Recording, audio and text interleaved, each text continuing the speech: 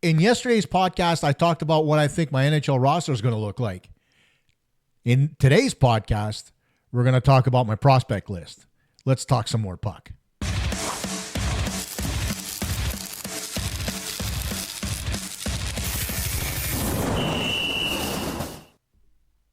Hey everyone, Kosta here from Puck Talk Montreal again. Thanks for joining us again for this prospect version of the podcast.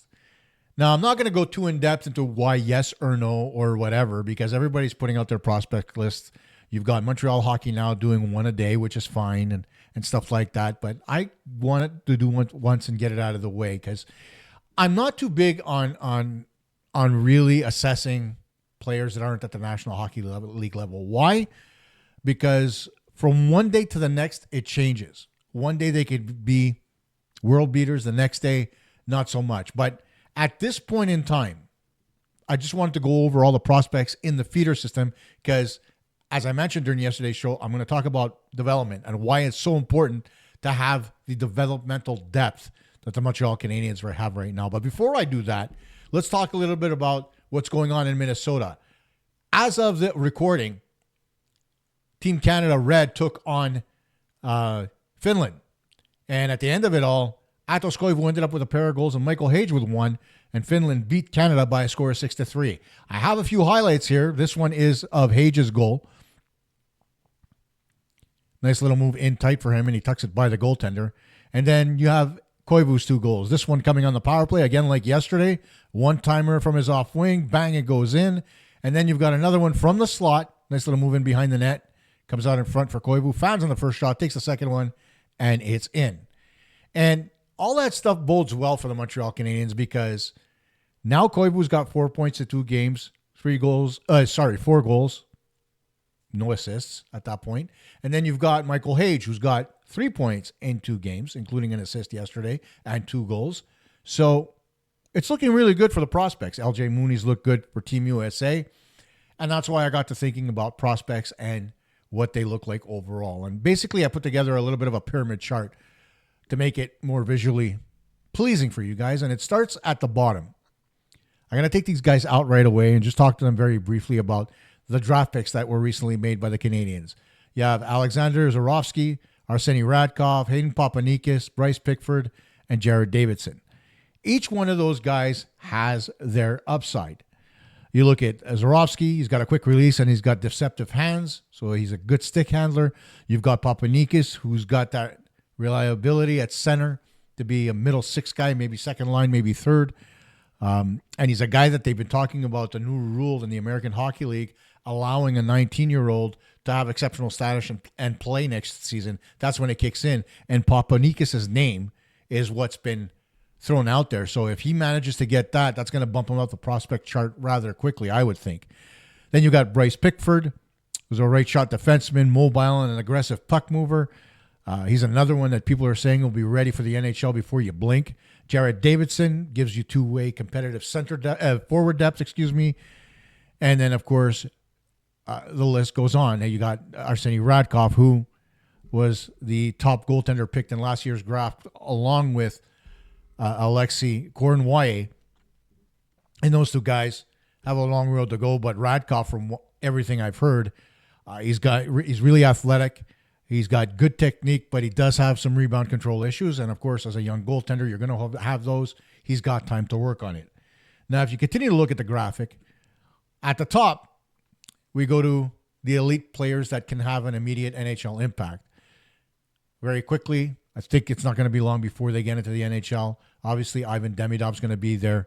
David Reinbacher, I'm going to talk about because I think he should be there, if not this year, next. Jacob Fowler, Michael Hage, and Atos Koivu. Now, in the case of Hage and Koivu, they're going to continue to play. Koivu's going to play in Turku, Hage in the NCAA. And next season is going to be really important. Will Hage go back to the NCAA or will he make the jump to the American Hockey League? Will Koivu come over? Again, it all depends on how they develop this season. I don't foresee it being a problem because their development from last year to this year has been outstanding and right on track for their skill set. Then you got Ivan Demidov. Everybody's talking about his skill set. We know that he recently played in that 3-on-3 tournament along with Nick Suzuki and Patrick Laine, and they look great together, which has started some talk about them possibly being a line. That's not going to happen, but we'll leave that where it is. The fact that they can move the puck really well bodes very well for the power play, but I think the line combinations are going to remain as they are. Anyhow, it's David Reinbacher that's really the one that's creating a little bit of a buzz as far as where I think he is prospect-wise. A lot of people don't think he deserves to be at the NHL level. He's only played 22 games. Well, let me remind you that Jane Struble only played 22 games at the American Hockey League level as well, and he was called up not last season, but the year before for the first time. So let's take that and push it aside. Let's take a look at the really important parts of David Reinbacher's game. The fact that he can move the puck, the fact that he angles people very well. He's physical, makes a good first pass out of his zone, contributes offensively. He checks every box, and he's a right shot defenseman, something that the Canadiens have in limited supply. So why not bring him up? He's grown. He's solid. His knee injury isn't an issue right now. He's healed from that. He's shown that coming back from his injury last year, he looks extremely good and developed despite the fact that he was injured most of last season for almost 6 months.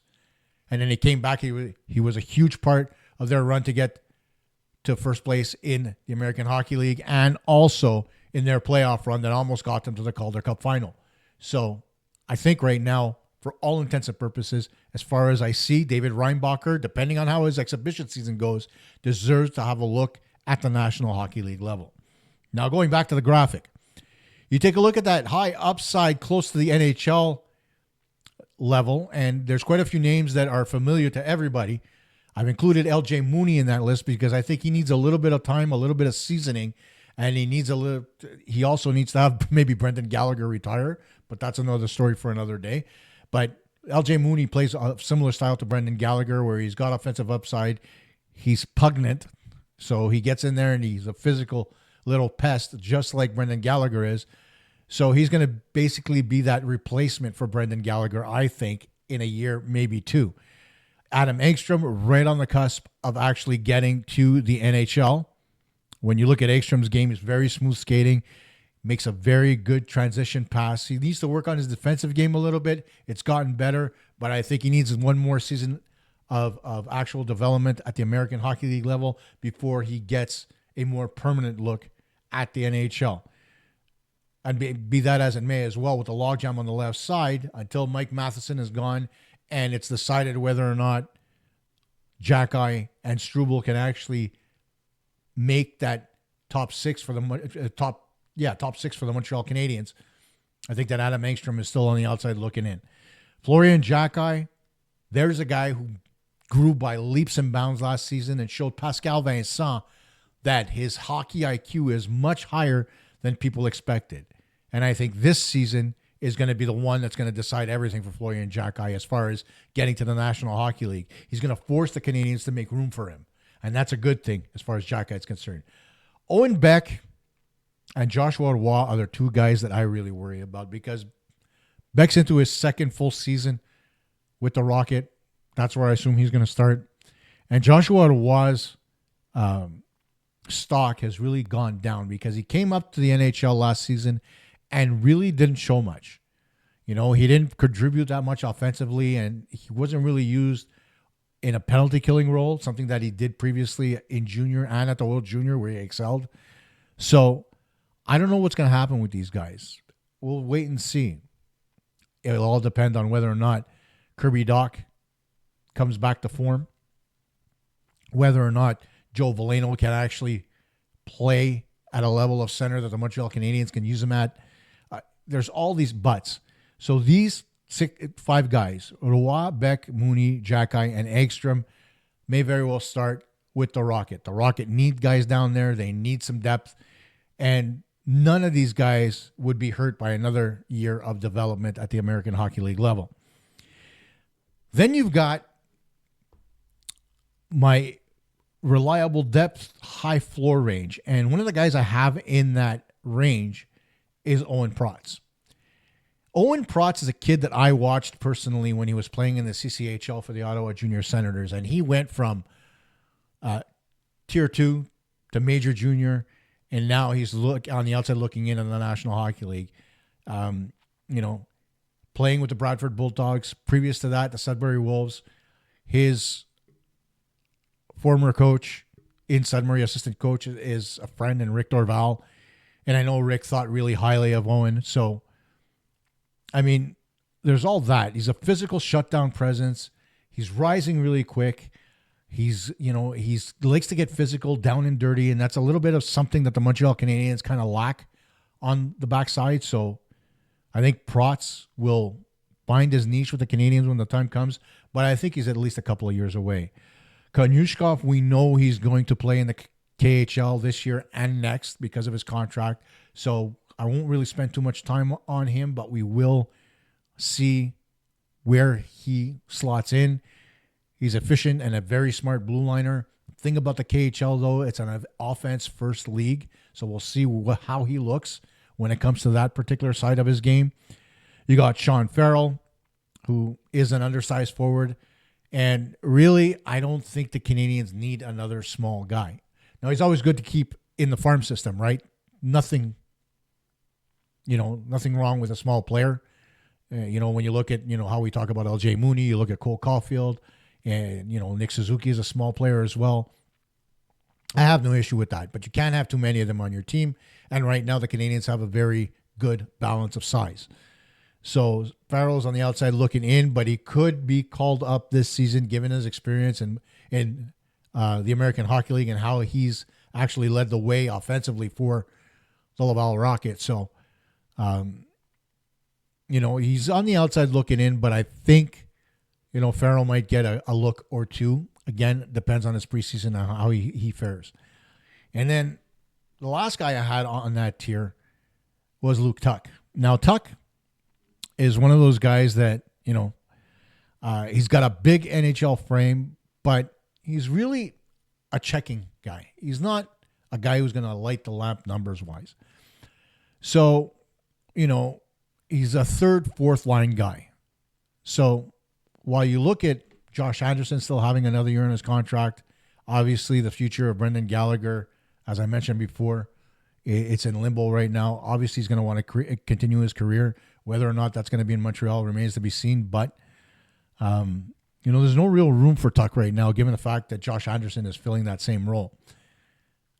And when you look at the fourth line, whether you've got Newhook on there, whether you got Valeno, just go back and forth in who can be on that fourth line. I mean, there's no real room for Tuck right now, so he's going to stay in the American Hockey League. Then the next level I talk about is the one I called trending upward, and that's the guys that are really young but have the potential to maybe move up. One of the guys on there that's extremely important as far as that's concerned is Philip Mesar. Mesar hasn't really lived up to his billing as far as where he was drafted by the Canadiens late first round the same year as Juraj Slafkovsky. Now, Mesar is slippery quick, versatile, and he did show a lot of good in the 2024-2025 season. Granted, he played the tail end of that season with an ankle injury, so he really didn't look as good as he did early on in the season. But a healthy Philip Mesar will not stay between the 16 and 20 mark as far as my prospects are concerned. He'll move up if he has a good start again this season and could very well see himself getting a sniff at the National Hockey League level given the time that he's already played at the American Hockey League level. Then you've also got Quentin Miller, the goaltender who's going to be spending his year at Denver University. He's got extremely strong mechanics and his confidence is improving. And the thing about Miller's confidence, if you look at what happened to Caden Primo and how his confidence really tanked in Montreal, you want to see Miller's confidence go up. He's a good goalie. And right now we've got a lot of goaltending depth, which is good for Montreal, and Miller's a huge part of that. You got Cedric Guinteau, a center/winger who's really agile, makes good reads, and can, get his nose dirty when he needs to. He's a good prospect as well. And then you've got Vincenzi Rohrer, and I apologize if I butchered that one, but He's a speedy guy who's a really tenacious forechecker, and he's got really good leadership qualities, which means that, he's willing to go through a wall for his teammates. He contributes offensively when he can, but first and foremost, he's that guy who's going to help you kill penalties. And right now, the Montreal Canadiens penalty kill as of the end of last season was ranked 9th in the National Hockey League. It could use a little bit of help and tenacity. We've seen how on the penalty kill, especially when the opposition sets up in the defensive zone, they miss out on having that guy who can pressure the puck carrier. Rohrer is that guy. He's quick enough to be able to get in and out using his stick as a defensive weapon to be able to get it in the lane and try to cut off passes and shots and really get in on the puck carrier quickly, limiting the amount of time the puck carriers have to actually see with the play in front of them and distribute the puck on the power play. So if Rohrer continues to develop the way he's been developing, I could see the Montreal Canadiens bringing him in as that third, fourth line defensive presence, especially given the fact that he's got center qualities. Whether or not he's a good faceoff man remains to be seen, especially at the American Hockey League level, but I think that he could be a good tool for Montreal. And that's pretty much it when you look at my little pyramid, right? I mean, there's not much to it. It's really simple. You've got the guys that are on the cusp of being in the NHL, the guys that are just below that tier, the draft picks, and then you've got those guys in the middle. Take a good look. Where do you think I could slot somebody else? Do you think Meshar should be in the reliable depth category? Do you think maybe Owen Protz or Sean Farrell should be a bit lower, and Riley Kidney as well? I mean, it's all a matter of interpretation. That's what prospecting is all about. No one person is right. It's the whole reason why when you look at draft lists, whether it's the one from NHL Central Scouting, Elite Prospects, McKean's Magazine, TSN, everybody's got their picks everywhere. And TSN, you have Bob McKenzie. Of course, he retired, but, he had his picks. You had Craig Button's list. There are all kinds that you can reference in regards to prospects. And it's not an exact science. And you could be right, and you could be extremely wrong. Ask the guys that drafted Neil Yakupov. Ask the guys that drafted Alexander Daigle. They looked at his skill, didn't look at their character. And that lack of character cost those teams. So there's a lot that goes into prospecting. There's a lot that goes into drafting. It's not just about skill. It's about how a person fits into your organization. And these 24, 25 players that I've outlined, they fit very well with the Montreal Canadiens as far as the global identity, something the Canadiens haven't had in a long time. That identity where the top six is your scoring and the bottom six is your chipper. Those guys are going to get in there and muck it up. That's where the Canadiens are right now. Think about it. Where do you see the prospects? And I know people are going to ask about Reinbacher and say he's not ready. I think he is. And again, as I mentioned before, he's played the exact same amount of games in the American Hockey League as Jane Struble did. Granted, he had a major knee injury last year that required surgery, but he came back and didn't look out of place. In fact, even Logan Myers said he's ready for the National Hockey League. So let me know. Put it in the comments. Let's keep the conversation going. And as always, like the video so we can get it out there and people can see it and we can get the algorithm to like the show a little bit more. Tomorrow, I talk about the development model of the Montreal Canadiens and how awesome I think it's become and will continue to be. Bye for now.